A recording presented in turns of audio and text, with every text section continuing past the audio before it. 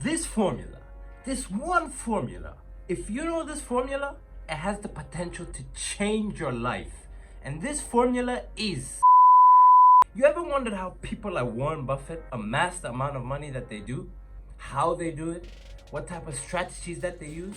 If you have ever asked yourself that question, this video is for you.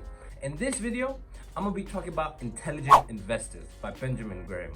Intelligent investors. What exactly are intelligent investors? Intelligent investors are investors that take a long-term and risk-averse approach to the stock market. And also keep in mind that this book was published in about, I believe, 1949.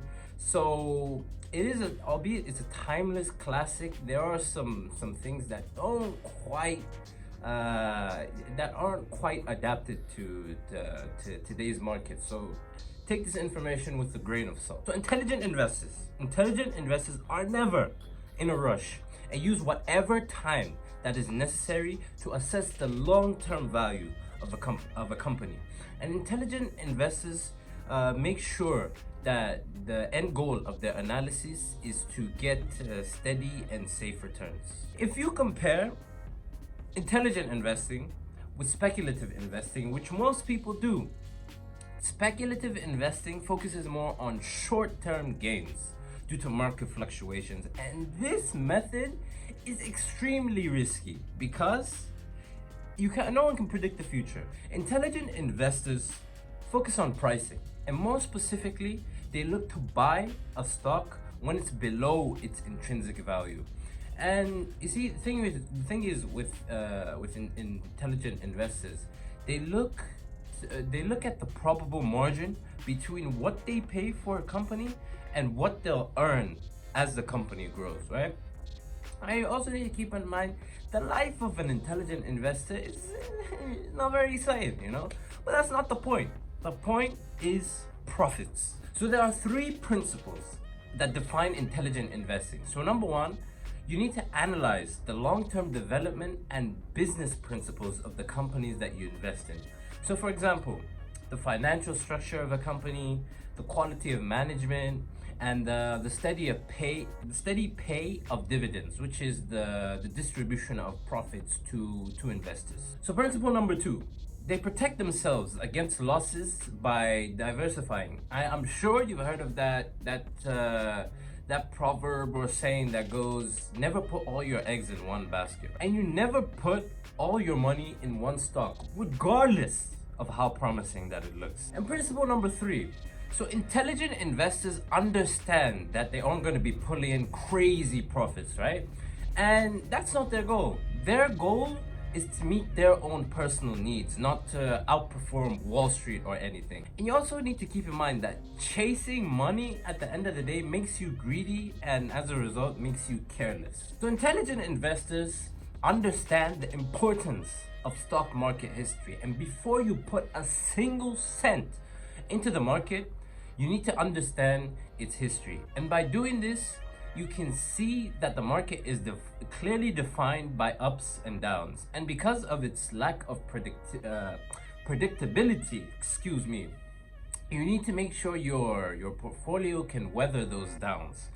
And you do this by diversifying. You also need to stay mentally and psychologically prepared in the event of any crisis. And you must not panic. You have to keep in mind that the 3 C's, if you will: cool, calm, and composed, baby. And realize that regardless of any crash, the market always recovers. And once you believe that the market is stable, then you move on to the history of the company that you want to put money into, right? And you can do this by looking at the correlation between the company's stock price and their earnings and dividends in the past 10 years. So intelligent investors, they do not trust the market or the crowd, right? So to get a better understanding of the market, we can think of the market as a person. So let's call him Mr. Market, right? So Mr. Market is very unpredictable, moody, and easily influenced, right? And because of this, Mr. Market has insane mood swings. These swings can be exemplified with the back and forth of this unsustainable optimism and unjustified pessimism. And for example, you could see, like, let's say when a new iPhone comes out, people are usually caught up in this excitement, and the market is no different. Intelligent investors usually ignore all these mood swings, and they also keep in mind that the stocks that are performing really well probably will not in the future, just due to the fact that the prices are often inflated because of the increased demand. So intelligent investors know their investing strategy. So before you even start investing, you need to pick a strategy that is good for you. And there are two categories. Those two categories are the defensive investor and the enterprising investor. So the defensive investor, let's start with the defensive investor. The defensive investor hates risk, and safety is their main goal. And they achieve this through diversification. And if you're a defensive investor, you can start investing, have a split in your investments between bonds and common stocks. So examples of bonds would be AAA high grade government debt securities. So common stocks, right? When you own common stocks, that ownership translates to voting power in major business decisions, right? And ideally, if you're a defensive investor, you'd like to have a 50-50 split between bonds and common stocks. And keep in mind that, you see, bonds are they're more secure, but they lead to less overall profits, right? And stocks, on the other hand, stocks they're far less secure than bonds, but they can lead to far greater rewards. And in terms of diversification, you'd want to ideally invest in around 10 different companies that have long-term histories of success if you're a defensive investor. We have the enterprising investor. See, the enterprising investor takes much more risk in relation to the defensive investor, right?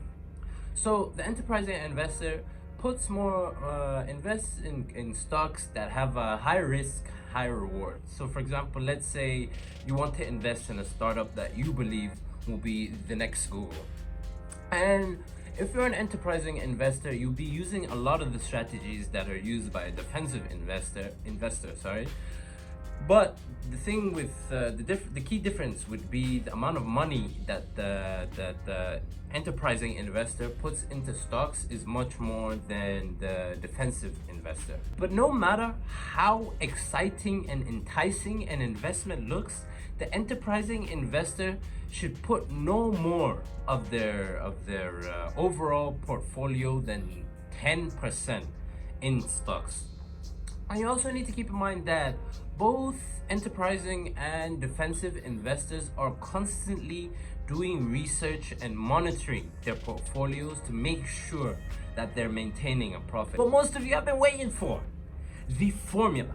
Investing is easy when you have the formula, right? So a large majority of the work that you put in comes to actually researching the companies. After you research the companies, you need to decide on how much money you're going to put in and how regularly that you're going to put that money in. And after that, it's all a matter of checking your investments from time to time. And you use a process called formula investing. So pretty much what this is using a strictly predefined formula that determines how much money you're going to put in and how often you're going to put that money in.